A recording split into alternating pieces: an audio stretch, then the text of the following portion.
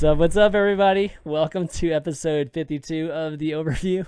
I'm ChanManV, and joined today by Fishstix, and surprisingly, a sprinter, Jason, who just ran. Are you from really his desk. surprised? He's like always throwing food down his mouth, like the last possible second. Like He just ran during from the show. his. He just ran from his spilled desk. water, and I didn't want to leave it on the floor. I had to run and go get it. I got long legs. I'm a giraffe. Let's go. I wish I would have true. recorded that. That was All of this hilarious. is true. Yeah. But welcome, everybody. Got lots to talk about as usual. Not as much as we normally do. This week was a little bit slower in terms of news, but lots of events going on and lots of playing from you guys, right? You guys getting a chance to play some ladder, Orisa, maybe? Yeah, I've been trying to. I don't know what's going on with this season. My luck has not been so great. Earlier, about 2 weeks ago, I took a 400 SR tumble and have just slowly been like climbing my way back up. But you know, I'll win 3-4 games in a row, and then I'll lose 5 games in a row, and I've just been on the treadmill, man. It's been a little bit rough. I've been having problems with like I'll win 20 points, but I'll lose like 30. Wait. So like at the end of the day, I'm still negative points. Okay, But yeah.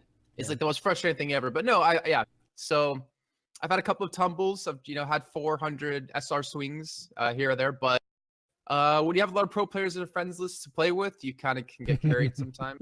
Though if you ask Too Easy, I was playing with him last night. You ask him, my Reinhardt carried the hell out of him. I had some ridiculous earth shatters, but yeah, pro So players. you're still playing Reinhardt mainly in ranked? Which is so annoying to do. That's- But when you're against dive comp as a Reinhardt, you kind of just stand there and twiddle your thumbs and hope your team. Well, you hope your Ana doesn't die. Basically, it's frustrating. I'll never be a good Genji, but I'm trying to play some Winston now Yeah, I was about to say, why not bring out the Winston? I don't know. because I'm basically reinforced. Kaiser seems to do fine I'm with just kidding. Reinhardt, man. I'm kidding. I'm kidding, reinforced. I don't know. Reinhardt still. Well, yeah, it's hard against dive comp. Like, there's a lot Yeah. of problems where you can't ever get ult percent because their 5 strikes will 90% of the time miss because Mhm. they have Yeah. well, a Genji who can reflect, a Tracer who can dodge, Genji who can dodge, a Winston who can jump, and then their supports are so far away that the chance of hitting them is really low. So you have to kind of depend on hitting that third DPS if they run triple DPS dive. It's just it's annoying. You really can't do much when they dive your back line with him, but that's Yeah. neither here or there because it's all about dive comps now.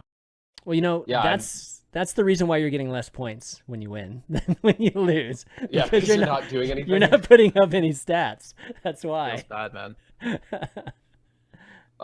That's actually been one of my pet peeves this whole season long is dive comps are super popular now, Mhm. but at the rank that I'm playing at, like mid-low masters, unfortunately, people are not really that comfortable with dive comps, and Yeah. I cannot tell you how many games I have lost where it's like we get a Winston, and we get a Genji, and then we get a McCree and a Roadhog, and you're like, oh, this is like the most. I've had that exact composition or something very Mhm. similar to it probably 24 times in like the 30 or 40 games I've played this season. So many people like refuse to switch off Hog. So you've got half the team like, come on, guys, let's do a dive comp. Because no one really wants to play Ryan, let's be honest. And then, but there's that guy who just won't switch off Roadhog. So that's so you end up losing because of it, right? Yeah. Yeah, that's pretty tough. That's when you yell in comms and say, guys, you have a halfway to a dive comp, you have halfway to a triple tank comp. Decide what we're gonna do because this isn't gonna work half and half. Yeah. You're just half-assing both comps, and that never works. Yeah. That's been my life though. You guys get a chance to play Orisa? Yeah, this morning, as you can see if you're watching the stream, not listening, but those tuning in live right now or watching on Twitch, I'm home, so I maybe snuck in a few games when I should have been working. Maybe. Don't tell anybody. There's no way that they'll ever know. You're working on but your yeah, I other played a screen, couple games. right? That's how it works. Yeah, right now, totally. Well, I'm doing Twitch-related stuff, so That's it's right. fine. He totally is. But yeah, I played a couple games with Orisa this morning, and I don't know. I'm not really sure exactly what to think yet. A couple things are very apparent, and it's not none of this should come as a surprise to anyone really. But some things are standing out to me. For instance, she's really good against taking down Reinhardt shields. So if the other team is running a more standard Ryan-based composition, you can deal a lot of damage to that shield quite quickly. So it almost is like you don't necessarily if you also are doing something not like a dive comp, like something with anchor tanks, Orisa almost kind of plays like a Roadhog-esque role where you can just bust down the shield really, really fast. Or not as fast as a Roadhog, but like it kind of plays that similar role. Of course, her barrier is pretty good too. Haven't made too much use of her right click, but I did get sucked into the pit once on Ilios by somebody else, some other Orisa. So you can see the potential. But I do really wonder how she's going to fare against any kind of dive comp. Like, she does okay against Winston, I will say that. But her gun, you can't hit anything that's moving at all. Like, the projectile speed is so slow that you cannot hit a Genji or a Tracer or a Pharah at all for your life. It's kind of hard. I mean, I don't think you're supposed to be able to hit those characters, unfortunately. Well, here's the question, right? Yeah. Is that, and I think ChanManV, you'll agree with me on this. I feel like Orisa in a current state is weak, but I feel like that was the intention of Blizzard. Release her a little bit weak, like they did with Ana, like they did with Sombra, and fine tune her, just make her stronger over time, so she doesn't take the meta by storm. Yeah, I think they might have had Orisa in mind when they were thinking about making a higher skill cap tank. And one of the ways to make a tank higher skill cap is to make the tank a little bit easier to kill, when it's not utilizing the wall and maybe having to even plan out just how you position. We saw a little bit of Orisa even in Carbon, and just how they were using those more around corners, using the wall to kind of just solidify corners and things like that, versus just using just a normal shield. So yeah, she's going to start off weak. I wouldn't be surprised, but I don't know. We've seen some crazy things with her right click, even in highlight videos and clips. And I'm pretty excited to see what people are going to be doing with that. But I can only see her in like a triple tank type of meta right now, and that scares me. I don't want to see that anymore, man. All right, I'll do my little rant on her. Okay, all right. Yeah, she's playable in like a triple quad tank setup where you have like a Zarya, a Reinhardt, maybe even a Diva thrown there, because you have so much shield and barrier to work with. That's really hard to actually penetrate that. So if you're going to fight it, you're going to fight with a dive comp, which is what everyone's playing. So great. Not going to really work in that current composition. Two, and this is something Ben and I just talked about a little bit earlier on, I feel like she should have a movement ability. I mean, she's a freaking centaur. She has 4 legs. You think she would have a charge or a dash, but no. She's basically the slowest moving hero in the game, it feels like. So she has no escape potential unless you rely on your teammates. She can be decent against dive, depending on how you use her. Where, for instance, if you use it to pull a Winston, a Tracer, or a Genji off of someone against like really organized teams, you can clear your support and keep them alive, plus the shield as well to mitigate some damage. But the problem is that you put her in, then who are you taking out? And you're not running a dive comp yourself, so you can't really run dive versus dive kind of thing. I feel like Diva is like the sickest hard counter against her. Like Ben, you're talking about right clicks and how you can use that, and well, it's so slow that Diva can block it like almost every single time, and her bullets are so slow that, all right, well, you just mitigated like half her entire clip with your defense matrix, and then you can just rush her down. And even at the same time, she feels so squishy, even with half her health being armor, she still only has 400 effective health. Well, it's actually higher than that, but whatever. She has like 400 HP, right? Yeah, true. But I get 2-shot by Widows all the time playing her, and you just die so quickly. Even your fortified doesn't seem to really keep you alive that much. And the kind of the biggest gripe I have about her, well, not necessarily a gripe, but the fact of it seems like every hero that's been released by Blizzard with Ana, with Sombra, and now with Orisa, not including like Mei and Genji, it feels like you need a comp to fit around this hero to make it work. It's not just a hero you can put into the game and it can be played in the current meta. Like when Ana came out, we got 2-2-2s. It wasn't working well. Then we saw the triple quad tanks, and that's when Ana became powerful. With Sombra, you need to run a Lucio and a Zenyatta. And you need to, not an Ana. You need to run a Lucio and a Zenyatta, not an Ana, because Ana completely F's up the entire aspect of her ability for ultimate quickly to use an EMP to engage. Now, Orisa, you need to run like a triple quad tank setup with barriers, but that's not in the meta right now. It's all about dive comps. So it's just really frustrating. And I know I've been talking for a long time. It's really kind of frustrating to kind of incorporate her into the mix. But as a hero, I love her kit. The only gripe I have about her kit is her ultimate, though, because every tank has like a big slap your dick on the table ultimate, and hers is like, all right, I'll put a little thing down to give you guys more damage. It's a support ultimate. It's not like a a killing ultimate kind of thing. So I mean, all in all, I like her, but she's really hard to play right now. That's a good point. I mean, your last statement there, that she's a support. I feel like she is a support character more than she is a tank. And the only reason she's a tank is because of there's a big wall, which for me is more similar to a Mei wall than it is any kind of Reinhardt shield or anything like that. So she is right in the middle between tank and support, and because of that, she doesn't survive. I'm actually okay with the fact that with them making characters that require a composition to be built around it, because that encourages a different meta. We didn't quite see it with Sombra. Nothing's changed to that extent with Sombra, but I'm generally okay with that because it just keeps things changing. Really quickly before Ben cuts in here, sorry, just about that specific topic, is that, okay, I lost my thought. Oh yeah, oh my God. Because there's so many different ways you can go with heroes, like so many different abilities, so many untapped or unused abilities currently. Like, hey, how about a button you hit that whatever damage you take, you regen over 10 seconds. So if they don't kill you, you have longevity kind of thing. Like there's these little niches that can still be played, which is why I don't think they could implement like a McCree 2.0, because you don't want to focus on, all right, should I play this McCree or this McCree? You want to focus on an entirely new hero. All right, Ben, go. Sorry. No, I just would echo again. Like it seems like there's definitely potential in this character. I don't want to write her off right now, but I definitely agree with some of the same frustrations you have, Jason. I think one of the easiest possible ways to give her a significant tuning, I guess, big buff, perhaps as well, is to make her shift actually increase her speed. Why not? Make her shift, like make her 50% faster, make her maybe even have a pushback. There's a lot of analogies between her and Ryan. Why not make her have like the ability to gallop forward and maybe do some minimal amount of damage, like 25, 50 damage to whoever's in her path. She can then get in there, get right into the middle of the action, get back into the action from spawn faster. I think this would make her a lot more satisfying to play. And yeah, I wish every character in the game had a movement mechanic, so I'm sort of biased in that front. But I think that would be a really simple, easy way that Blizzard's probably thought of. I mean, like you said, she's a freaking centaur.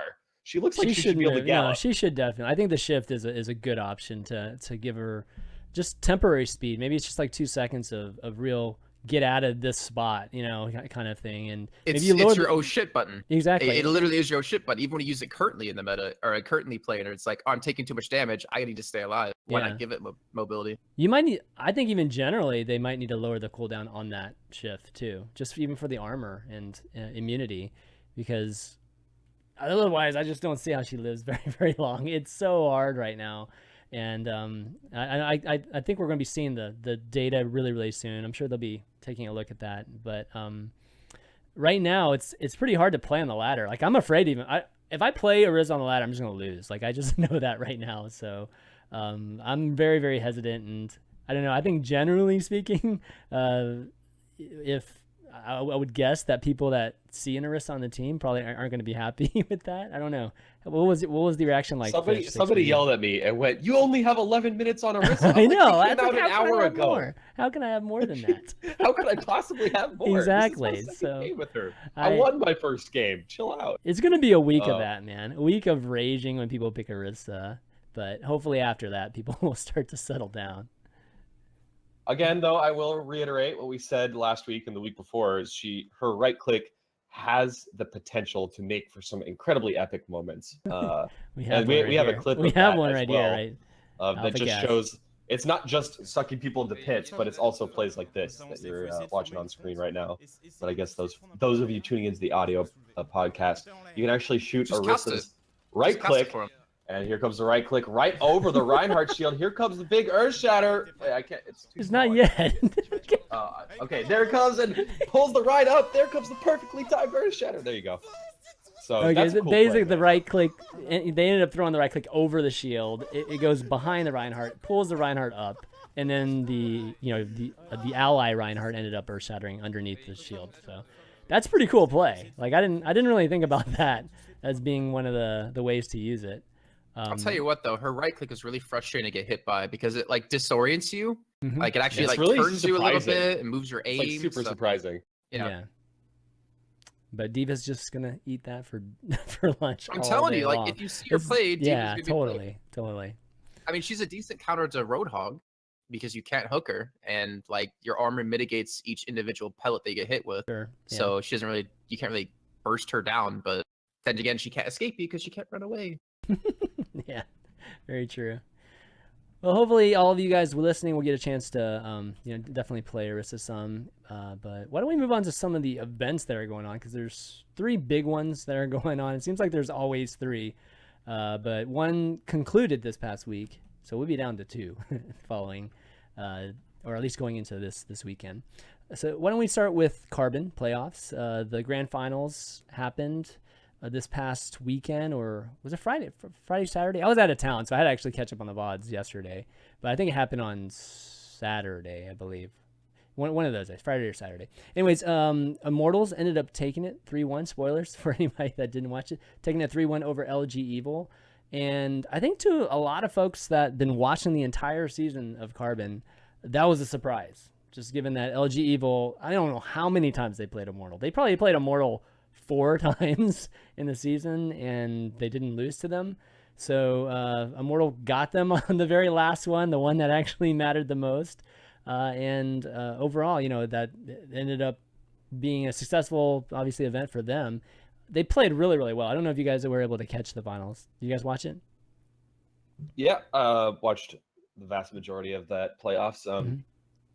If this taught me one thing about NA Overwatch, it's that you cannot have any expectations going to any tournament That's ever. true. That's true. Whichever team is currently at the top, 2 weeks later, it's going to be someone else. And we've seen this happen now several times. For a little while, for like a split second, people were like, okay, Renegades is the shit. Then it was Immortals is the shit. And then it was Hammers, aka LG Evil. But honestly, like LG Evil did not look great. Like I don't know if it was just a matter of other teams figuring them out. I mean, they were really pioneering, or not pioneering, but they were really fitting nicely into the dive comp meta with Jake really shining, is playing a lot of Pharah, Genji. But man, that team just got completely figured out. And Immortals winning 3-1. Okay, it wasn't like it was a stomp. It wasn't like it was a one-sided stomp. And there were some razor thin moments. In fact, I actually included a clip that maybe we can play on stream at some point. Of just one of those moments that was totally, absolutely insane. But still, like, from my perspective, I just don't know what to think about NA anymore. It doesn't seem like any team is going to be top of the pack for any amount of time whatsoever. Also, I think the other really interesting thing for me is the fact that Immortals isn't really doing the dive comp thing. They're still running a lot of Roadhog, and not really doing exactly what most other teams seem to be fitting towards. And so, in NA, you've got teams like Immortals and Selfless that are just basically like sidestepping this dive comp predominant meta a bit. Well, I mean, I think they're just playing what they can play, like at an optimal level. And, Immortals had 4 tries, I believe. I mean, somebody might have to correct me there, but I think they've had 4 tries in the past at trying to figure out LG Evil. And this time around, they definitely did some different things. I mean, I saw Hyped on some comps, or Hyped playing some characters that he didn't play in the past, at least in the matchups, because he was primarily just playing Zarya most of the time. But I saw him on he Pharah. brought out D.Va a bit. Yeah, Zarya, D.Va. Oh, sorry, not I saw him on Pharah, D.Va, Tracer. He played Orisa for a moment, even on one of the maps. So I think Hyped for me stood out the most. He even played super well too. I think he was that a was a stand-up big player difference. at NGE, right, as well. Yeah, I think so. I mean, sure. Grim played great too at NG, right? And some of the other DPS players, but his play stood out the most to me. I think a lot of what LG Evil does, with the dive comp, or just any dive comp, right, relies heavily on your Genji, heavily on those nano boosted blades, and they just didn't pull them off this time around. Like, I'm used to Jake killing the back line at least 2 guys, right? At least 3 guys. And about half the time, they were able to take care of him, just on without him even killing anybody. So I think that was the biggest difference that I could see. I don't know, Ben, what else did you notice that was different than some of the other matches they had in the past? I'm trying to think. Like, it's not like LG Evil did anything different. I think the main thing is people just are starting to figure out how to deal with dive comps in general, and this LG Evil squad. And you can't forget Immortals has guys like Grim Reality on the team. Yeah. In my opinion, Grim Reality is probably top 3 hit scan in NA, if not, the best in NA right now. His hit scan is absolutely sickeningly, insanely good. It doesn't even look legit. Like, that's how good it is when you watch. So I don't know, just watching Grim Reality play is like always an absolute pleasure for me. Like, this guy is insane. Yeah, Jason, did you catch any of it or no? To be honest, no, because it's usually on at like a really bad time. Yeah, it is a really bad time. Over here in Europe, but I'm gonna go back and watch the VODs very soon. I'm mostly focused on Apex, because of how like insane all the games have been lately. But we'll get to that in a little bit. Yeah, definitely. Yeah, I think Grim played great. I mean, there were definitely moments. I felt like in the past they were able to contain Grim a lot more, but there were definitely some maps where Grim just had high ground and he was just having a field day basically, and you can't give that guy any room or else he'll just be just owning you big time. So I think Stitches too. I think both their DPS players played super great. So the combination of those two and Hype together, I think really stood out. So bummer for LG Evil. I felt like 2 weeks ago LG Evil was just on the rise, and then they ran into Selfless and actually Selfless, and it wasn't even Rogue in the monthly melee, and then from there they've kind of dropped a little bit, and after this loss too, I think it's a little bit of a knockback. But like you said, every NA team I feel like has a few weeks in the sun, and then they just get knocked down and have to kind of get rejuvenated and try to climb that mountain again. But we'll have to see what happens. It's happened many times. Yeah, they're both in the pit tournament too. So we'll get a chance to see them really soon. And I'm showing that highlight that Ben talked about here. And it was that moment where this is the one where Hype totally baited them, right? Hype like walked into the room in Dorado and just like sat there standing still. He literally just it's not like there. Hype was like, yes, I'll get slept and then I'll get charged. Exactly. But I think it actually just goes to show you, like, ZP over the weekend actually was talking a little bit about why Overwatch is so exciting, but also why it's like so difficult to watch and really fully understand the intricacies. Because in this moment in particular, I thought Hype was a goner. He's slept in the middle of the entirety of the rest of the enemy team. He gets charged, but as he's getting charged, he's being healed by his friendly Ana, and that Ana has the trust in Hyped to drop down, of course, the nano boost, which is what keeps him alive. And then Hyped is able to drop a Graviton and completely shift what looked like it was a sure win for LG Evil, 100% the other way. So little moments like that are really what make and break tournaments. For your entire tournament can come down to something like that, and it did. It did. Times. Yeah, I mean, it was the reason why they were able to push all the way to the end of that one. So yeah, definitely kudos to Hyped and the Immortal team, and hopefully we'll see them do well in the Pit Championship too. That's happening right now. I think the NA bracket starts this week, because last week was the EU bracket, right? So, or the EU groups. We'll start seeing. Hopefully they're not in the same group. I hope Immortals and LG are not in the same group this time around, because I've seen them play so many times now that I'd kind of like to see Immortals and matchup. LG Evil both in Group A. Oh god. It's Immortals, Complexity, Luminosity Gaming Goodness. Evil, Rise Nation, CLG, and Selfless. And Group B is FaZe Clan, Luminosity Gaming Loyal, Team Liquid, Renegades, Rogue, and you guys get paid. Oh my god. Okay. That first group looks a little bit crazier to me than that second one. I can see a clear 3 being there. Yeah. I mean, CLG, like, is honestly, no offense to them, I just have not seen them ever since They haven't played in a single tournament. They haven't. Yeah. They haven't Not done even anything. one. Or maybe Yeah. they played in like the Comp OW, like whatever those tournaments are called. Like, I'm looking and like, okay, they open qualifier for Overwatch Pit. They 2'd Gale Force. Then before that was Rivalcade, where they played against Denial and lost. Then they played before that into the Arena Overwatch. They lost to Gale Force. Lost to Tempo Storm before that. Lost to Nameless before, or beat Nameless. Then, like, yeah, I don't know. There just hasn't really been any decent places, I guess, out of them so far. But Yeah. hopefully it's their chance. Maybe they'll surprise us. Hey, I mean, Hammers did. Hammers sure as hell Totally, did. yeah. Bernosis when they showed up, they were monthly melee. So Yeah. All right. Well, why don't we talk about Overwatch Pit Championship? Jason, we lead us through this a little bit. I'll bring up the Yeah, so records let's and see. stuff. Group A concluded just yesterday, I believe it was, with NIP placing first at 4-1. Well, technically first since they did beat United in the head-to-head matchup. And they actually started off really rough in the entirety of this one. They lost to Laser Kittens, and everyone kind of looked at that like, wow, is Laser Kittens like really that good, or is NIP really not playing that well? And I think it was kind of a little bit of a mix of both. Nesh over on Laser Kittens has been, like Uber and I have been talking about him in the office, pretty damn ridiculous as a DPS player. Really stand out for his team. But NIP as well been struggling a little bit to really get their identity back since like triple quad tank is now basically gone. You can still obviously run it if you're really good at it, but they have to adapt to new things. I also see Zap is switching to quite a few different heroes. Mafu's been switching away from Zarya. Time, here and there. Fraggy's been playing some Winston. So NIP's, I don't mean it in a harsh way, but are definitely nowhere near as good as they were when triple quad tank setup was like the thing. So they're trying to get back to where they can be, but they still place first. So you really can't discredit them, right? EU United though, placing second at 4-1.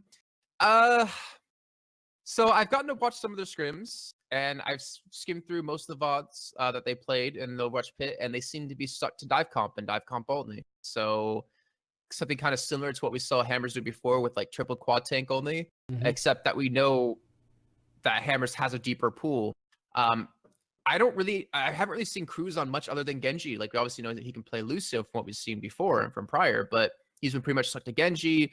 We've seen Valataja on Tracer for the most part, Unfixed flexing between like Pharah and Soldier. We did see a glimpse of them doing like their standard like a standard double or 2-2 or triple tank setup on one of the Oasis maps. I think it was on University, but it wasn't really effective. So maybe they are just kind of riding the wave of the meta and playing what's really popular now, and then we'll worry about it later on when the meta shifts to having to relearn and play that kind of way. And then Laser Kittens, like I'll just give them a quick shout out. Yeah, out of all 5 of their matches, 4 of them went the full 3 maps, and the 5th one that didn't go full 3 maps because they 2-0'd Gamers Origin. So really pushing like some of these teams like NIP, United, VV's Adventure is actually a really strong up and coming team. Seen a lot in the Go For series. So honestly, credit to them again. Nesh really standing out for his team. Kib, it's his big comeback since Reunited days back at the ESL or the Overwatch Atlantic Showdown, where he was playing for United. Then he actually just kind of left before Korea. So yeah, for the majority of that's what's pretty much been happening for Group A of the Overwatch Pit. For Group B, though, we got Misfits, Hammer Esports, Movie Star Riders, Digitas, X Alternate, and Team Singularity Ninja still to play. I'm not sure when that. I think it's actually started today, if I'm not mistaken, because I already see some results with Misfits having 1-0. It's beginning. It's going on right now, I think. Yeah. So yeah, like some great games still to come. Oh man, it's so refreshing to have a tournament with all of these European teams that we haven't seen in so long, including a lot of teams that have just formed or reformed or added a player here or there. So a lot of storylines going on in the EU side, and it's a good opportunity to see like where's Dignitas been? How good are they? Seriously. These days? How is EU United now that they've kind of reformed the old reunited squad? All these storylines going into this. I'm super excited, but really, Misfits have to be just the clear favorite for this whole EU side, right? We say that. We always say something like that. Yeah. I mean, to me, I don't see. Yeah. I'm not sure I see a I did catch some scrims between them and NIP. And they went like decently even on some of the maps. I'm not gonna say like what maps in particular. Okay. But I mean, just the lineup Misfits has is like all superstar caliber. Yeah, I agree with that. Every time we say that, it's like a clear thing. I guess maybe with the exception of Rogue. Rogue ended up winning, just things like the monthly melee, even though everybody picked them to win it right from the start. We always seem to be wrong, but I would say Misfits here is like a very, very big favorite. But like you said, I can't wait to check out VV's Adventure. Like I know nothing about VV's Adventure, and even actually scrimmed against them. Funny enough. Oh really? Okay. I scrimmed against them when Cafe. He played for the Israeli team in the World Cup. Okay. Ranked #1 on EU ladders right now. Plays Zarya for his team, and we scrimmed against this team because they needed like a Reinhardt player, and all they did to us was run dive, and it absolutely shit on me every time because this is like one of my first scrims, and I'm playing Reinhardt against a dive comp. But definitely a team full of like strong players. Let me look at the lineup really quick. Well, while you're looking at it, I also want to call out Movie Star Riders actually ended up beating Dignitas already today, apparently. Wow. Okay. So this is a team to watch out for, guys. It's got, let's see, not a ton of names that I know super well, but not Neptuno, who played on Team Yeah, Neptuno. Spain, Yeah. who's I a remember former Neptuno. CS pro from way back in the day. So this is definitely, with that result alone, this is absolutely a team to watch out for. Yeah, they're ex Mouse Sports. Dante has a pretty ridiculous tracer. Like, he's really high up on the ladder, as well as Swoosh. Like, most, if not all, these guys have been top 500 every single season. Yeah, like really, really strong lineup. Like, I don't really know Colsty that often, but Finzi, Dante, Swoosh, Logix, Neptuno, I know, and they're good. They just haven't had that breakthrough. They've been mostly grinding out the go forwards on Sundays, from what I've seen. Mm-hmm. So this is like their first, I guess, or one of their first big real chances to actually make a name for themselves. So I know they'll definitely be like honing in their skills and running to show everyone what they've got.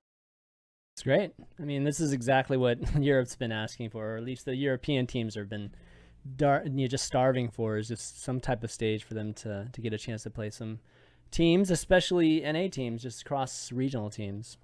Because the Koreans are not going to be playing the online ones, unfortunately. We're going to be seeing this for a while. So anyways, check it out. Yeah, definitely check out these Brazil matches. can say they beat the winner of Apex Season 2. True. Yeah. True. Technically. Yeah, technically. Technically. And just since I'm wearing this beautiful Quake Champions shirt, I gotta commiserate a little bit that the X-Rocks guys went out 1-4 in their group. Cooler and Cypher are still both on that team, right? I think. Are they really? Yeah. Or at least Cooler is. Yep. So They both are. Rip Quake boys. Rip. Oh well. The Quake guys, man. I don't know. Actually, their Reinhardt player on X-Rocks is like insane. I played against that guy so many times, and he just wrecks me every time.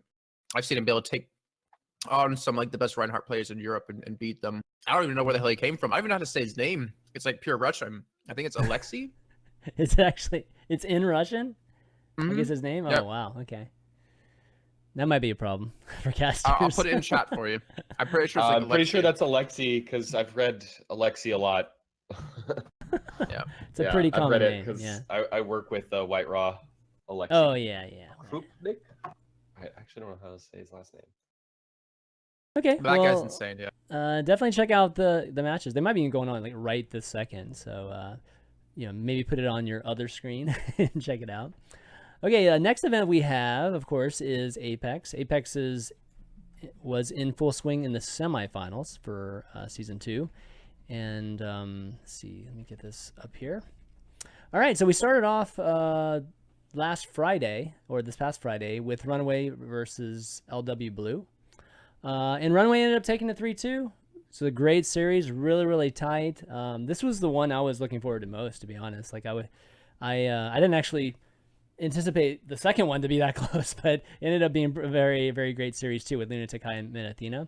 But Runaway's the team that I picked to win this thing, and I'm still rooting for hardcore. But I knew they'd run into definitely a big challenge with Flower and just all the guys in LW Blue, with Sebiolbi and even Luna at times. Luna's been struggling, but I think generally Luna's been a pretty good Ana. But you guys get a chance to catch these at all? Like, I know it's a pretty tough time again for you, Jason, but you catch like maybe mainly catching up on results and highlights. Yeah. Okay. I haven't had a chance to watch through the whole games, but okay. I'm just gonna say, I'm depressed that Meta Athena's out. I think everyone is. Like, this is the fan favorite team of the century. They pull, even in their loss, they were the story of that match, just because of all the crazy, batshit insane strategies that they are always pulling out every time, innovating with Sombra, innovating with Mei, constantly. They did this one boost. Yeah, let me bring that was popping up. Dorado, yeah, over the roof. The hell, it's crazy. It's yeah, awesome. Here you go, check it out. Yeah, and I mean, it was kind of funny because Monty and Doe were casting it like, they're taking a really roundabout way and trying to just trying to flank them, right? And then I think it's Libero, right, was playing the Mei, and he's just like sitting there for a second. It's like, oh crap, they're going over the roof here. I'm not sure if it was a crazy position necessarily, but it definitely surprised them. And what was interesting about Lunatic High, they seemed to suspect something, so they were already backing up too. So they were like, what's going on here? I don't see anybody anywhere. So there's definitely something up. That whole Dorado was just really weird because not only on the first point did they basically switch sides, the defending team was on the payload and the attacking team was coming from the defending side, but later on to the second phase, the same thing happened, and even the third phase, like it was insane how they kept this Mei played the entire time to constantly outposition Lunatic High. Obviously, in the end, it didn't really work out for him, but yeah, that was honestly really cool to see. And you have to give credit to a team that keeps innovating. Like I think back to was Boostmeister for DreamHack winner back in 2015, I think it was, with Wolfmeister and Fnatic and Counter-Strike, where they like found this really nifty boost spot. Yeah, they found it on Reddit actually, but they found it and they used it in this play, and it was a big controversy. But to have like teams constantly looking for these other angles, thinking outside the box to come up with new strategies or new positions to attack from is always really great to see. Well, it even started off right in Dorado with Libero on Sombra, and we saw last week Libero had an amazing I think hack on, I think it was Zarya, just on Hanamura, right, when he threw the teleporter over the gate and came in there. Well, he started off Dorado by aiming to the sky. He actually started off stealth and he ran somewhere near the marketplace area, and he just like stood there for a while and just like aiming to the sky, and we're just kind of like waiting, right? And then he just threw the teleporter, and he was obviously in a position where normally the tanks would have been, and he would have been able to hack somebody. And he almost hacked D.Va. He just was barely out of range. But you could tell that, they practiced that a million times, and that's the kind of thing that, you and your friends go and just screw around, just like, hey, I want to like land exactly right here, by doing that. It's like, what star in the sky do I aim for, type of thing when I'm standing here. COD 4. Exactly. That's basically all it is. Exactly, man. So pixel nades. Pixel nades. It's great to see them actually doing that, and I think they've, like you said, Ben, they're the most innovative one. Definitely a fan favorite because of that. I'd say Lunatic High is, at least in Korea, still the big fan favorite, right? I believe that's generally what the casters have been saying. With the fangirls, yes. Yeah, with the fangirls. So yeah. The amount of screams I hear when Eska pulls off a sick play. Yeah. Which Eska, speaking of Eska, he was clutch this series, and even I would say part of last series, because Eska was one of the weak points the entire season. But I have to say, like, that was probably the biggest difference between Lunatic High and Meta Athena this time around, is that Eska was just owning. It wasn't even just playing adequately. He was owning with Tracer. And sometimes when I'm watching these matches in Apex, I'm just like, it's amazing. Like, these Tracers just they just do whatever the hell they want. Like, nobody's even trying to shoot them at times, because I don't know if it's just the priority of who to kill, but Tracers, I feel like, have full reign at times. Whenever just the beginning of fights, at least, and whoever obviously deals out the most damage, it just ends up just going nuts. And Eska was getting the better end of that, like, for the majority of that series. So yeah, kind of definitely sad that Meta Athena's gone. I've been enjoying Libero's play too, just this entire event. So going to be sad that he's going to be out. But Lunatic High in the finals again, right? Like, I don't think a lot of people thought they would make it this time around, but sure enough, they're back there and got a chance to I guess get revenge. Third time's the charge. Yeah, right? third time's the charge, or second. Yeah, APAC lost to Rogue. Oh, APAC. That's Apex, they lost to right. Envious, and now third time. That's right. But actually, going back to Runaway, like, I don't know if you guys caught any of that. That series was super entertaining to watch, because there would be times where you're like, oh gosh, Runaway is just going to destroy LW Blue, especially after the first map where just they couldn't stop Hoxel and the Nanoblade. I mean, he was just killing everybody, and it was like the super easiest map. And then for some reason they just stopped playing that comp. Like, they decided to try something different, and then LW Blue was able to take the next map and get momentum actually. So it kind of went back and forth, and there'll be times where it's like, you know what, I don't think LW Blue's not playing that well, but somehow they're still gonna win this map, or Runaway is just getting. They're just getting killed like over and over again, but the payload's not moving at all. It just stays in the same place. And I don't know if you guys get a chance, watch that series. And I feel like Runaway is the best team at stalling out payloads, stalling out CP, like double CP maps. And it's something that's not usually talked about. just the ability to do that, because it's not that flashy, right? You're not killing anybody necessarily, but they're able to pull that out. They're able just to suck up all the time bank, for a lot of these maps, and that's the difference in a lot of their wins. So it's something cool to notice. Kaiser, man, best Reinhardt in the world for sure, and he got so many Earth Shatters that were so clutch. Literally, he doesn't get those Earth Shatters, they lose. He had probably 2 or 3 of those. So he's definitely, I mean, for me, he's the best Reinhardt in the world. And then even Sabiolbi, like I actually didn't really notice him as much actually leading into this series, even though he's been solid this entire time. But he really stood out this series though. Just the anchor for their team. I mean, he was always the one. He was playing Tracer obviously, but I felt like he was never dying early. Like at times you would have Flower dying early, or and it would just totally swing the map. But Sabioli was just always solid the entire time. Luna and Janus didn't play so great, and I think that might have ended up costing them. But great series though. I think both of them, like Athena and versus Lunatic High and Runaway and LW Blue, were great. So hopefully you guys get a chance to watch those VODs. This whole season, dude, has been awesome. It's like crazy good, like crazy. I'm so crazy hyped good. for this finals. Honestly, like I was commiserating the death of Meta Athena just because they pulled out so much cool stuff. But let's be honest, like Runaway versus Lunatic High is probably about as exciting as you could get. We're going to see a lot of explosive Genji plays coming from both teams. Yeah, man. The dude who really originated Winston, Miro, can't forget about him. Always a fan favorite, always pulling out cool stuff as well. So this is going down April 8th at 1800 KST. So pretty early in the morning for anyone on the West Coast. Yeah, the storylines are just great. Like Runaway was in promotions last season. Lunatic High, again, like finished second last season. So we've got great storylines just clashing together here. And like you said, the matchups are great. You got stars at all the positions going at each other. So anyways, Apex, I just feel like has been an awesome event this season. As a fan of Overwatch, I've just been having a great time watching it.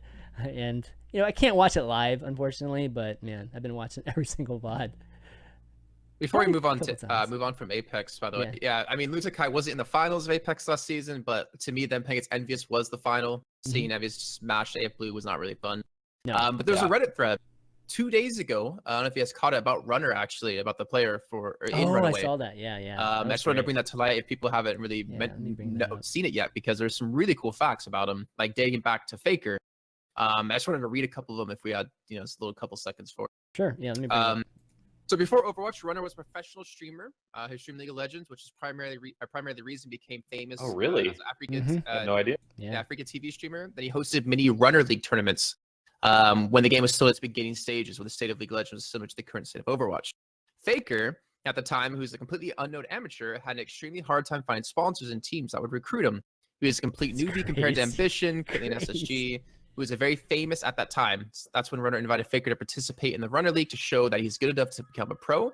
And of course, performed extremely well there. And now Faker is a god. And this even technically extends now into Overwatch with what he's been able to do as well. Let me find the one in particular I was looking. It was Kaiser, right? Or let's do the Lunatic High guy. Yeah, so Runner, along with Bakyum, if I'm saying his name correctly, who was a sponsor for BK Stars, are the ones who discovered the talents of Miro, the best Winston player in the world, and Haxel, and brought him into the current Overwatch Pro scene. The first big Overwatch League, which was held in Korea before Apex Season 1, was the BJ League, which was hosted by Runner and Bakyum together. The participants were unknown amateurs at the time, which included Miro, Haxel, Jaehong, Eska, etc. And after the BJ League, and all the participants received a ton of attention for their fresh talent, which resulted in fans voting for Ru Jaehong and Eska for the World Cup roster. Haxel was underage, so he couldn't be voted. Like, this guy, he's been around for such a long time. And of course, there's more of a Stitch bumper. Actually, yeah, that's even a good one because it talks about like the team and what's happened to them. Runner discovered Stitch, Bumper, Kaiser, and Shine and Cox and formed the team Runaway. Wow. All of the processes of recruiting these fresh players were recorded in his streams for weeks, and that was very entertaining to watch because he basically shared with his fans how he carefully considered rebuilding the Runaway roster.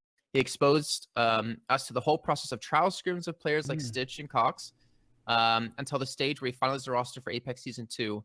Oh yeah, and Jae Hong helped a runner through the whole process by introducing various connections that were not exactly revealed. So like this guy, my hardcore esports guy, Yeah. forming teams left and right, making stars out of people who never would have had a chance. Not So to he's mention like he's the, a pretty he's good like the- player too. He's like the too player. good of Korea, The too good. introducing Tvik to the world. Okay. No, maybe. Never mind. Okay. All right. Okay. I don't know about that, but Runner's a pretty damn Less good of an player ass, too. hopefully. So yeah, like no, that's really great. He seems like a really great guy. I mean, he's still, we were talking about his after, post victory type of celebrations and stuff, and he looks like a fun dude. So great to see, great to hear, and I'm sure a lot of these players are very appreciative of him too. And with this kind of thing, he's probably a future coach too. I think after he plays, he's probably going to be coaching a team or maybe running a team. That sort of thing. Should be. Yeah, absolutely. Okay, I think that's going to be it. Again, check out the finals when you can. Why don't we give a shout out to some of the folks that are listening to the show or listen to the show on iTunes. Those you might not know that watch on Twitch every week, we are available on iTunes as well as Google Podcasts and SoundCloud. You can find us there if you want to listen on the way to work or in your car or any of that. We get these tweets sometimes with pictures of people that are listening into their car, so you can actually see it on the LEDs and stuff. It's kind of cool. But I want to give a shout out to Gil Frost and BJoy612 for leaving 5-star reviews and some nice comments for us. If you want to help the show, help folks find the overview when searching for Overwatch podcasts, go ahead and leave us a 5-star review. It doesn't take very much time, and really help us out in a big way. Okay, we got a discussion topic, Ben, that you wanted to bring up. You want to lead us into this? Sure. one? Yeah. Yeah. Whenever we get a chance to nerd out about esports business, I'll take that opportunity. And this one's an interesting article published, or not even an article, but a research deep dive that Morgan Stanley did on Overwatch League, trying to predict what this could mean for Activision shareholders. Of course, Morgan Stanley primarily advising on this from a stock trading perspective. But they predict that they think I'm going to poke some fun at this too, because it's kind of an absurd statement. But they think that Overwatch League should hit about 100 million in revenue. Doesn't say when, doesn't say which year, but it also says on the low end it'll make at least 20 million. On the high end it'll make up to 720 million. How is there that disparity? We predict it'll be 100 million. So they're giving themselves more than an order of magnitude, like a lot more than an order of magnitude. It's like a weatherman flexibility there, it's but like whatever. It's still some interesting discussion points, I think, there. And given the rumors that have been circulating the last couple of weeks about how much it's going to cost to get a franchise in the million to a couple million range potentially, there's going to be 16 teams. So if that is true, you're already talking 15 to 30 million potentially in just getting franchise slots. Then of course there's going to be the ticketing for in-person events, which I wouldn't expect to be too big first year. Probably won't be big at all, honestly. I can't imagine there's going to be a ton of huge stadium events in year one, but we'll have to wait and see on that. But I think merchandising and in-game digital sales is where you could feasibly make up a lot of this revenue. And then also you can't forget broadcast rights. So they could sell the broadcast rights off to any streaming platform or TV networks or whatever. So I don't know. I don't want to read too much into this, because it's so hilariously ambiguous about such a wide scale, but and B, who knows? It's all based off rumors and speculation at this point. But it is Morgan Stanley, guys. You can't just brush this off as a silly esports journalist that's just writing a expose. No, this is a proper deep dive by people who know what the fuck they're talking about. So I don't know. So what Ben's basically saying is buy Activision stock is what he's basically I own some. I'll be honest. I own very little, but I own a little bit. That's nice. What, Jason? No, that's pretty. It counts. What? No. I mean, he owns some, but it counts. Yeah, it definitely counts. Now you know why I'm trying so hard to make this game successful. That's right. That's right. No, I think that's great news. I mean, 100 million prediction is quite a bit. I think any esport league at this point making like I 9 don't believe. digits. I don't believe. I don't it. even. I'm gonna say I don't don't even know believe how that's they gonna can come up with that. Yeah, exactly. happen. Like LCS doesn't even make like in the first year at Doesn't least, make if any- not the second year, LCS didn't even make any money off LCS because all the money went right back into right. it, and they were still paying a ton of money to run it. Blizzard's almost Riot never doing. even tried to make money off it though. I don't know. True. I'll always be skeptical when it comes to this kind of thing until I'm proven wrong. And I'm more than happy to be proven wrong, and I want to be proven wrong. But 100 million annually, like, I mean, would this be the when first esport to make that kind of revenue, or I don't know. Actually, does Dota or CS count? I don't know No, what they make annually from their well, esports actually, section. I mean, TI. That's a good point, Jason. TI, yeah. If they could raise 20+ million in compendium sales, that means that 60, 70+ million went directly into the pockets of Valve. So a single event almost made 100 million. That's a good point, actually. Yeah, I mean, if they do have that kind of synergistic way of selling obviously Overwatch and things in Overwatch with the league, then I could see them reaching something like that. I don't really count the buy-in money. I don't like to look at that as revenue because it's that the buy-in money is more of an investment, right? Like they're going to be spending that buy-in money to build whatever infrastructure is needed to get the league going. So that would be pretty lame if they're taking that into account because that shouldn't be taken into account in my opinion. I think they just say gross revenue, not I nothing know, net. but it's like operation costs. still, it's like, okay. So, I mean, that can be misleading to a degree. I think after the initial period, after you've got that, investment into building everything, then I think, whatever revenue is generated after that. Yeah. If we get to, even 8 digits, I think that would be pretty amazing. Like, let's be fair to this, right? Like, what if Morgan Stanley did a thing for LCS? It was like, yeah, if Riot were to sell cities to teams and blah blah blah and do this similar kind of structure that Overwatch League is looking to have, how much would they make annually with Morgan Stanley? I'd say it'd be over 100 million. Yeah, I think so too. Because this already has the backing of viewers. They already sold broadcast rights to MLB for however much that was. Yeah, that's a good point.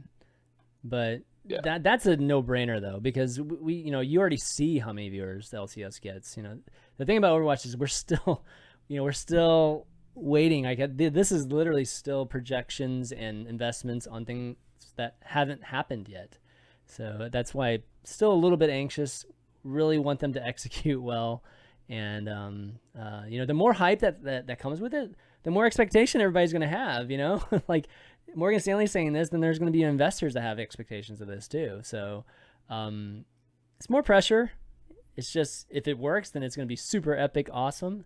If it doesn't, then it's just going to be a big fail, like an abysmal type of thing. So, of course, we're all hoping that it succeeds, and I just don't know if these articles actually help or not. Do you think they help, like this type of thing? I mean, I don't think it right helps, now, to be honest. Like, I'd rather go into it with low expectations. Yeah, than go me with too. Super high expectations. Exactly. I would totally like to have them be able to have the best possibilities or highest probability of succeeding. And if you got people expecting 100 million, that's going to be hard to even reach that. But, yeah, I mean the industry is already overinflated with the amount of money pouring in. Right. It's good for a lot of people. It's amazing for for some players and teams and team owners, but the concern is that if it doesn't long term though, man, pan out, then where's the money gonna go? It's gonna dry up one day, but we'll see. Yeah. All right. Let's you know see. what, man? It's time to raise our casting rates. Savitar in chat. God, we don't want to see that, man. That's like Savitar in chat says Blizzard has got some big balls. You are correct, Savitar. It's very true. They got big balls, yeah. This is what we said when the OW League was announced at BlizzCon. It was like, hey man, they're trying something. They are trying something new and different and at a scale that we've maybe never seen before, and that's awesome. We never really talked too much about the whole Nate Nanzer thing, right? Just that whole slide and just some of the things that have been coming from just those presentations he's been doing recently. Yeah. What are y'all's thoughts on that? Like, what are your thoughts on seeing the 16 cities? And those are all illustrative or whatever. Check the asterisk. Exactly. Okay. This is not the final list Yeah, of this is cities. not It's just final, but an illustration.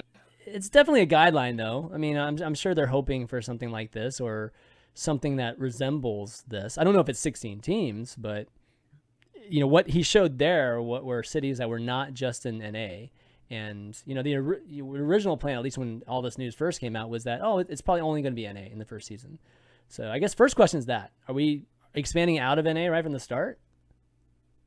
What do you guys think? So I sort of always everyone has been under this assumption that you have to be an NA team in an NA city to play in the OW League, and it's all going to be in SoCal. And I've still never seen this written, proven anywhere. Everyone seems to be under this assumption, including all the teams. So I'm going to assume they know something probably that I don't, that yes, it probably will be based in NA, but I have never operated under the assumption that this wouldn't be a completely global league. I think that was always the intention. It might take place in one location for the sake of convenience and connectivity and LAN servers and all that, and coaches and the infrastructure and all that stuff. But I was always under the assumption that this was going to be completely global. And actually, I just tried to drop the tweet for you if you want to pop it up on stream. Okay, send me it again. I think you just. Oh, there it is. Yeah. But yeah, it's Los Angeles, New York, Boston, DC, Dallas, San Francisco, Seattle, Chicago, Miami, Paris, Frankfurt, London, Shanghai, Toronto, Seoul, and Mexico City is what's in this slide that's just showing what it could be like down the road. Obviously, guys, there is a huge asterisk here. Please note the asterisk. Still, it's really fun to look at this and just fantasize about the future. Just seeing the slide alone got me, I'll be honest, it got me fucking pumped. This is just starting to imagine the teams who's going to be on the San Francisco team? Joe Lacob, the part owner of the Warriors, invested in Team Liquid. Mm-hmm. Is it going to be the San Francisco Liquids? I don't know. Just starting to play around with those ideas in my head is extremely exciting and fun. It's also fun to just theory craft about this list of cities. For me, I was kind of surprised by how few Asian cities were on this list. So we'll see once the announcements actually come out. But I would imagine there being more than one Korean team, for instance. Mm-hmm, yeah. I think I know that Taiwan's a pretty big market for Blizzard and this game in particular. So I thought that there might be a Taipei location. But it's still fun to look at this. I was gonna say, why don't they just play in the China League? And I was like, oh yeah, that's I know why they don't play in the China League now. Right. No, the less Asian cities, and teams that they're going to be, then we are going to get this bit of fragmentation, at least from the standpoint of global Overwatch, right? In the beginning, particularly in the beginning, because you'll have these giant Asian leagues that are going on at the same time as Overwatch League, and at least from a storyline standpoint of best team and all that business, it's going to be separated for a while. We're not going to actually know who the best team probably in Overwatch is. That's half the fun of Worlds, isn't it? Like a Legends, you have NALCS, ELCS, you have LPL, you have LCK, and then they all collide for the MSI and for the finals.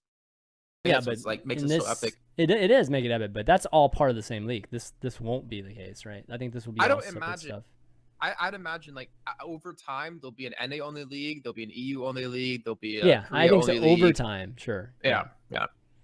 Just this first season will be just a little bit of working stuff out, but what do you think, Jason? Overall, you think this is indicative of anything? I think most of my thoughts have already been said by Ben. Mm-hmm. The only thing I want to add to it is that I remember there was a tricky thing Riot used to do where they would leak information and say someone had someone post about it or something like that, on an account that wasn't related to Riot. And then from there, they would get the gauge the community's reaction. And if it was really negative, they wouldn't do it and say, oh yeah, we never planned to do it. But if it was positive, they'd be like, yeah, well, that's what we want to do. Or if it was really negative, then they're like, no, we don't ever want to do that. So it always seemed good in the public. I'm not kidding. Riot literally did this. Yeah. I'm not saying this is that, but I'm saying this can be a little bit of a way into it because they know people are going to be tweeting pictures of this. I mean, luckily the little asterisk was put in there, but that could like get the general's opinion of like, or the general population's opinion of what's going on and like what teams are there. Mm-hmm. I'm not saying Well, it is. I'm just saying there's always that potential. I mean, they have to launch this thing at the end of the year. At least that's what they said was the general timeline, or what people assume is the general timeline. If you got to start taking these steps. Maybe this isn't the final list, but it's got to be indicative of something. It's got to be indicative of where their head's at least. We're running out of time, man. There's only a few more months before this thing is supposed to launch. I'm really curious as to how they're planning, what the number of teams and the structure is going to be. Or I mean, are they planning this and they're like, okay, let's just hypothetically, it's 16 teams, we're going to get 16 bids and that's it? Or is it more like, hey, you know what, we're getting like 24 bids, so why don't we make this first season 24 teams instead? And hopefully we have 24 cities, right? I mean, there's definitely 24 cities, but I'm wondering if they're going to adapt based on the number of interested investors, or they're just set on this. I feel like they should be set on this, given that they need to prepare, right? Just what all these what the schedule is going to be and all that kind of thing. But I don't know, if they want to get max out just how much money goes in, then they would do the latter. What do you think they're going to do?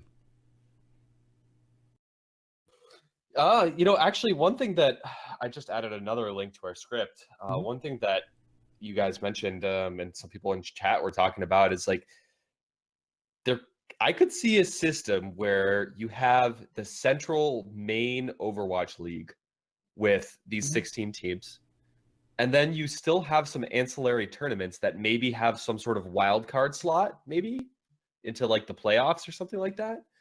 Because the reason I say this is because it was just announced last week that there is a new Blizzard-funded esports stadium in Taiwan, and the Asia Pacific Overwatch League is going to be launched there. So maybe that's why Taipei is not on the list. Maybe Taipei and Taiwan will have its own Overwatch tournament, and then maybe the winner of that gets put into a wild card tournament for like the last slot into a playoffs or something like that. That could be an interesting way of expanding the OWL even to other regions and other areas that may not have a team that really can compete necessarily on the same level. I mean, you drew the analogy to Riot, and this could be in a way somewhat similar to what they do for Worlds, where you have like the main LCS and you have the big Korea League, but you also have a league in Turkey, a league in Brazil, a league in Taiwan, and like those teams can all battle it out for like the final playoff slot. That actually could be kind of cool.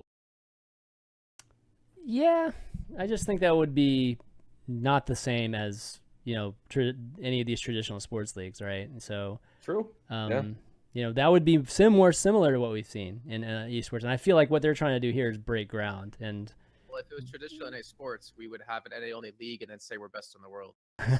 So. Okay. Ouch. I mean, technically that's what we do, isn't it? World Series, the Super Bowl, we're the best in the world, but we're the only ones that play this game. Are you even American anymore? I technically so.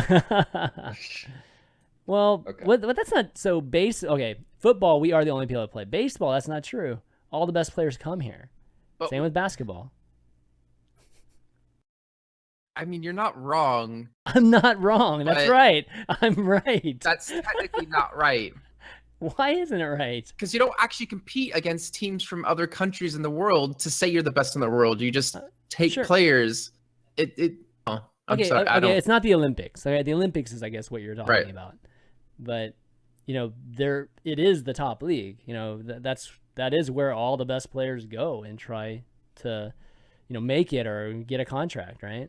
I mean, the teams go and find them too, right? Play them a ton of money. It's like ridiculous amounts of money they pay. But all right. Well, I think we've got some time for a few questions. We've got one that's emailed to us, and if you're interested in sending us an email question, go ahead and do that by emailing the overview at ChanManV.tv, and we'll read them out each week. Brian M asks, what are some good ways to practice your aim? I feel like I can easily hit all bots on the training ground, but still lose a bunch of 1v1s in games. Super easy. Make a custom game. Put yourself versus all Annas. Headshot only. 500% damage. 500% damage taken. 0% cooldown. Lijiang Tower, go. Okay, yeah, I think that's pretty good. Thank you, Sadie, for that. Shout out to you. Yeah. Yeah, Ben? a lot of people do the Anabots. I always just warm up in the training mode. For me, when I'm warming up, I'm not necessarily trying to put myself in in the mindset of like, oh, it's time to get intense about a real game, and like I really have to like, you're not worrying about positioning. All I'm doing is getting warm, getting my mouse hand warm in those cases, and that works for me. Making sure to just do that every day, 10, 15 minutes before you play on ranked.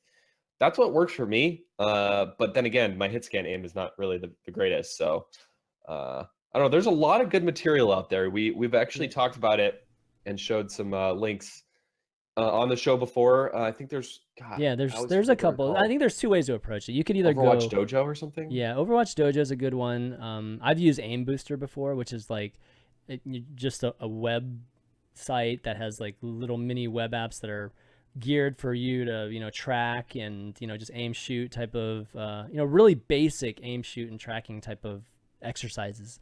So I think you can approach it that way, like from a very basic level, or you can go into what Jason said, like actually in game and practice practical things, which is shooting heads and things like that. So if you want to go to the site, you can go to aimbooster.com. That's a pretty good one. There's actually several of them. Like you said, Dojo is a good one too. And yeah, I think that's the best way to start. I think you have to like build up your fundamental deep or FPS ability, and then after that, maybe warming up it will do you a lot of good. Also, doing like a 6v6 Widow headshot only is really cool too. God, but actually, like made my Widow so much better just doing that. Because you get used to like having to do flicks really quickly and like where widows can hide and stuff. Mm-hmm. But yeah. So over time, you'll get better. You just have to do it every day for a good amount. Any other questions in the chat, guys? Because that's the only email one we had. Maybe Ben, keep an eye out on chat to see if we got anything. Keep an eye out. I had one more thing that sure. we didn't really jump into in too much detail, and it's just the lineup of teams in Overwatch Pit for NA. Oh yeah. Another tournament with no Cloud9 and no Envious. It's just like are they above it? This is something I bring up every show, so I apologize, guys. If you've listened to shows before, you're probably sick of me talking about this subject. But it's just yet another tournament without several of the biggest teams, most talented teams, the teams that people care about the most, that they want to watch, the most skilled teams. No Cloud9, no Envious, no NRG. We don't get to see them either. So we're going to have yet another tournament that's just like, oh, it's like most of the good teams, but except for like the top tier, which is why I'm really glad Rogue is playing at least. I mean, to be fair to Envious, though, they're like in Korea still. Like a good majority of them are still in Korea. Why? Just for Apex to finish it off. Practice? I mean, yeah, practicing's the best teams. I mean, to be fair, like the price pool is only 15 grand, but if you're NRG, I feel like you have no excuse to not be playing in this. Like Cloud9, maybe because like Apex, they need some time, and I know Mendo is like still in Sweden, but I want to see NRG in there. Like that's the big name for me. I know what you mean though, Glenn. Like I just want to see the good team. Really, really good tournament. Yeah, since Overwatch Open. It's true. Straight up, other than Korea. And that was 7 months ago. That was a long time ago. So I know, I feel your pain, dude. I feel that some of these guys, sure, they should practice. They're practicing in Korea and things like that. Some of these guys just don't want to have a bad showing. Like they're just scared to lose that. Is what I'm thinking. And it does so much more for the scene if you do get these clashes of the big titans and or the big fan favorites and having that happen, right? Or at least having the ability to say that this team is the best, or maybe these teams are the best three, and we can say that right now, like in NA or whatever. More and more of these kind of tournaments, I don't know, we're just going to decide who is next up on the rung, I guess, like the Immortals and the Selfless and, again, the LG Evils. I think Rogue's like a step above these. Rogue's beat all these teams already, right? So that's why they're favorites going into this tournament. And, the biggest storyline will be if anybody can beat Rogue. That's it. Instead of, can Rogue beat some of these guys? Actually, Misfits is in there too. So Misfits is the other team. We will finally get to see CLG though, so that's good. That's true. And we haven't seen Rise play in a while. FaZe, how are they doing right now? So it's still an interesting tournament, but yeah. And to be clear, guys, I'm not blaming the players. I totally understand if you're not comfortable, if you're not ready, if you don't want to play, if it's the prize pool isn't big enough, whatever. There's a million reasons. I'm not blaming the teams or players. I'm just, as a fan, it sucks. Like, we haven't had a really good tournament at all in months. So anyway, that's my thought. It shows too. It shows in the viewership. It has big time. Does. Like, we would have so many more people watching, Overwatch esports if we actually had tournaments that had the best teams in it. So yeah, it's unfortunate we've been in this state, and we're in the position where we have to wait for Overwatch League. That's kind of where we are, where the teams will have to play in it and want to play in it. But until then, I guess we'll just have to be satisfied with these type of tournaments. Any other questions right now, or no? Anything good? Just looking through chat. Yeah, guys, let us know if you have any questions, if you have any discussion points, if you think we're dead wrong about our Overwatch League predictions. Please tell us. Whatever it is, let us know. Okay, well, maybe one more minute. If there's nothing else, then we'll wrap it up. Sometimes there's just no questions. I mean, this week has been just a little bit slower in terms of news. We usually have about 5, 6, 7 things to talk about, but not this week. Mother. Well, I hate you, Tivik. Tivik. When will Jason Kaplan ever queue with me? But Tivik, I'll queue with you, man. Counter Pit isn't the only one banning you, son. Screw that guy. I'll queue with you, buddy. Jason Kaplan, did you just ban him? I'm banning him for the memes. Like Counter Pit banned him for the memes. Did you ban him in my chat? Hell yeah. Oh God, you a dick. All right, dude. I'm taking away your mod powers. Exactly, Jason. I am too. You've gone too far. Right, you don't even know. I've asked if he wants to do so many times, and he's like, "Oh, I got scrims," or "Oh, no," or "Oh, I'm going to sleep." He's a busy guy, dude. Man, what do you expect? God, I hate him so much sometimes. I unbanned him right away, guys. Chaos Head says, I think it's rather childish not to watch because the best teams are not playing. But that's not childish. We're still gonna watch. I never said we watch. We watch. I'm talking about just your average viewer there, or even somebody that doesn't know anything about Overwatch. I mean, you know how it is on Twitch. The bigger the number that they see on front page or whatever, or in the categories or the game categories, the more likely people are going to come by and check it out. And right now we've got events that get 10, 20,000, sometimes a little bit more than that. It doesn't make that big of a blip on the radar. I mean, Ben knows better than everybody else. This guy looks at the numbers every day. So that's not enough to make a splash, or at least have random folks check it out and maybe learn about Overwatch. So all right. XX Momentum XX asks, do you think that Overwatch's genre will hurt as a spectator sport? I love the game, but I don't think FPS can present itself as well as something top down like a MOBA. And to this, I will always go back to the example of CS.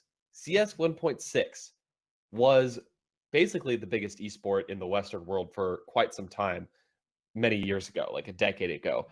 But it never really hit the mainstream when StarCraft 2 was coming out, when League of Legends was coming out, when Street Fighter 4 was coming out. All these games came out and they were blowing up viewership-wise. And everyone said, yeah, of course they're blowing up. They're so much better to watch. Nobody can watch CSGO. It's impossible. You can't catch all the action. It's so hard for new viewers. Flash forward 10 years. Or not 10 years, but flash forward, well, shit, it's been like 7 years. Flash forward like 7 years. Yeah. All of a sudden, CSGO is by far the biggest esport in the Western world right now. Well, maybe not by far. League of Legends still doing pretty well. And, in Russia, Dota is still pretty huge. But CSGO now, one of the biggest esport in the entire world, clearly one of the top esports in the Western world. And when people thought this game was not watchable. I used to hear this all the time, up and down from esports luminaries, people who are in the scene, people out of the scene. Everyone said CSGO was not a watchable esport or CS back in the day. Now look at it. Now it's one of the most watchable esports just because of better tools, better casters, more spectators becoming like professional spectators becoming a thing. So we have a long ways to go. It's getting FPS there, man. is hard to watch. Man, watch Apex this season, guys. Like they were able to catch a lot of the great plays this season. I mean, I can only like the other, I think Friday. I mean, there might have been just one play like the cameraman didn't catch. That was, you know, some kind of some early kill that they didn't miss. But for the most part, they're catching everything. You know, like we actually get to watch these things happening, like, you know, from first person point of view or whatever. So it's getting better. The casting obviously is first rate, and we're getting there. We're definitely getting there. It's going to still always be hard showing the crazy like shaking stuff, right? But you know, all the other things are improving. Like each time there's these big events. So I still believe we're gonna get there. Hopefully we'll see some more spectator tools soon, though.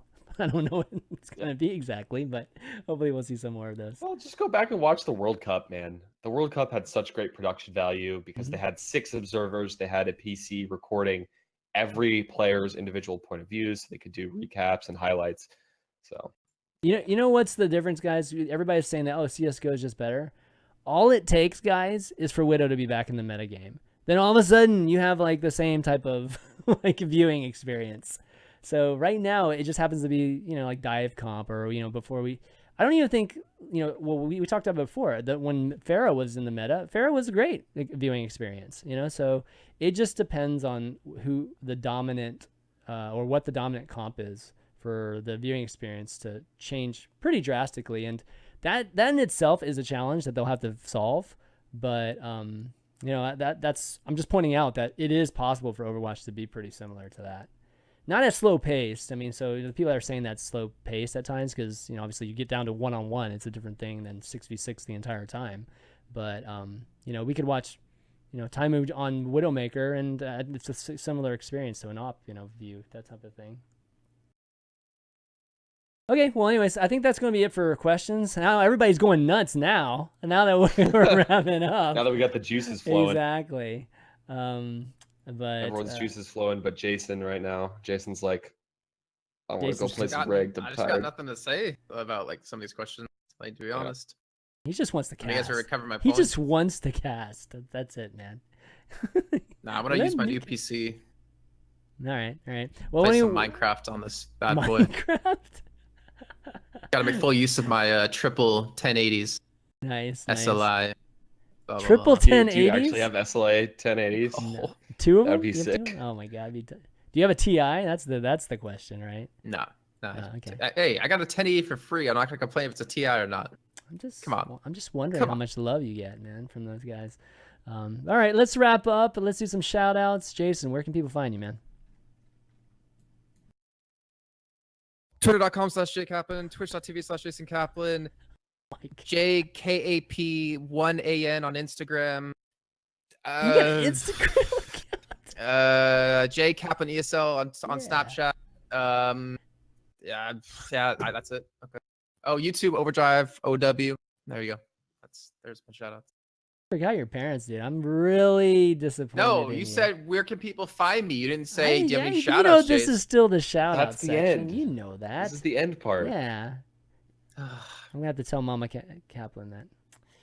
Your son just doesn't love you anymore. Shout out to my parents for giving me the opportunity to be here, and ESL for hiring me so I can do my job. ChanManV for hosting the show. Ben for always making me feel good about my SR.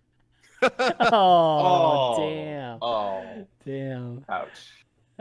Ben, shout outs. Where can people find you? Sure, yeah. If you want to watch my struggles through low to mid masters, I swear I'm going to get back to GM this season at some point. I swear to God. My initial goal was top 500, so we're a far cry from there. At this point, all I need is Tavik to carry me, buddy. Come on. Come on, dude. No problem. You can follow me on Twitter. Just Fishstix, as it's spelled right here.